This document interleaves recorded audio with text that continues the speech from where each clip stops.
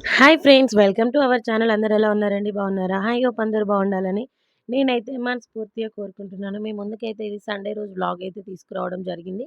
నేనైతే AMB mall గచ్చిబౌలికైతే shopping చేయడానికైతే వెళ్ళాను. So, కొన్ని గ్రాసరీస్ అలాగే ఇంట్లోకి కావాల్సిన కొన్ని సామాన్లు కొందామని బయటికైతే వెళ్ళాము. సో, అక్కడైతే కొన్ని కొన్ని ఆఫర్స్ అయితే చాలా బాగున్నాయి. నాకైతే ఆఫర్స్ అయితే నిజంగా చాలా బాగా నచ్చాయి. బెడ్‌షీట్స్ అయితే నిజంగా ఎంత మంచి డిజైన్స్ ఉన్నాయో. జస్ట్ 400 రూపీసేనండి. నాకు బాగా నచ్చాయి. ఇంక మా హస్బెండ్‌కి చెప్తే తను కూడా బాగున్నాయనైతే తిరిగాడు. సో, మేమైతే ఒక 2, 3 సెట్స్ అయితే తీసుకున్నాము. ఇంకా అలాగే వెజిటబుల్ ప్లేట్ కూడా తీసుకుందామనైతే అనుకుంటున్నాము. ఇంకా ఆల్రెడీ మా ఇంట్లో వుడ్ ఉంది.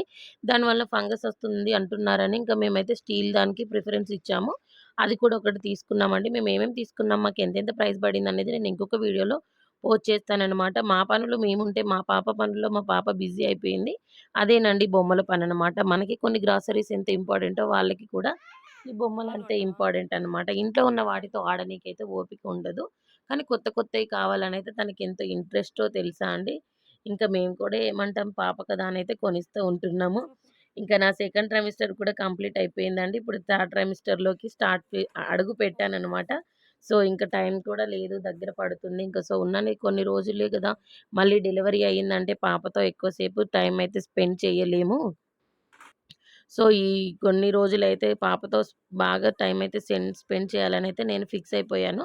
ఇంకా బ్యాక్ సపోర్ట్ అనేది మనకు లేదు కాబట్టి, ఇంక మనము ఇప్పుడు వచ్చే బేబీని నేనే చూసుకోవాలి. ఇంకా ఈ బేబీని నేనే చూసుకోవాలి కాబట్టి, నేను కొంచెం స్ట్రాంగ్‌గా, హెల్తీగా ఉండాలి కాబట్టి ఇంక తప్పదనమాట. ఇంక కొంచెం వాక్ చేయగానే నాకైతే ఆయాసంలాగా వస్తుందనమాట. నడవలేకపోతున్నాను. ఇంకా ప్రెగ్నెన్సీలో కొంచెం వెయిట్ కూడా ఉంటాం కదండీ! అలాంటిది నా వెయిట్‌కి ఇంకొంచెం వెయిట్ ఎక్కువయ్యేసరికి ఇంక నేనైతే వాక్ చేయలేకపోతున్నాను. ఇంకా సగం చేసేసాము. చేసిన తర్వాత ఇంక నా వల్ల కాదండి. తీసుకున్న కాడికి సరిపోతుంది. నెక్స్ట్ టైమ్ ఎప్పుడైనా వద్దాము. పాపను ఆల్రెడీ కొన్ని గేమ్స్ ఆడిపిద్దాం అనుకున్నాం కదా! అని మేమైతే ఇగ మా పాప గేమ్ సెక్షన్ దగ్గరికైతే వెళ్ళామండి. 1100 రూపీస్ పెట్టి మేమైతే ఒక కార్డ్ అయితే తీసుకున్నాము. ఇంకా పాప అయితే కొన్ని గేమ్స్ చక్కగా ఎంజాయ్ చేసుకుంటూ ఆడింది.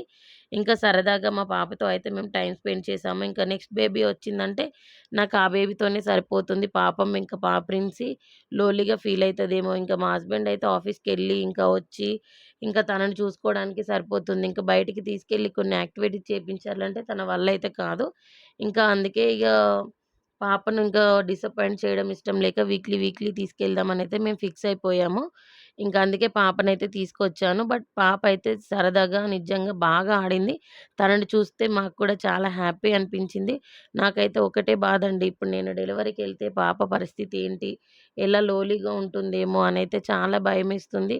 ఫస్ట్ కిడ్ అనేది ఒక 2, 3 ఇయర్స్ ఉంటే ఎవరికైనా ఇదే ఫేస్ చేస్తూ ఉంటారనమాట. ఇంక సో, మీరు మీ కిడ్స్ ఏ ఏజ్‌లో అంటే సెకండ్ ప్రెగ్నెన్సీకి ప్లాన్ చేశారో అనేది నాతో పాటు కామెంట్ చేయండి. అలాగే మన వీడియోలో ఇంకా ఫస్ట్ ట్రైమిస్టర్‌ది అలాగే సెకండ్ ట్రైమిస్టర్‌లో నేను ఫేస్ చేసిన కొన్ని విషయాలనేది నేను మీతో షేర్ చేసుకుంటాను.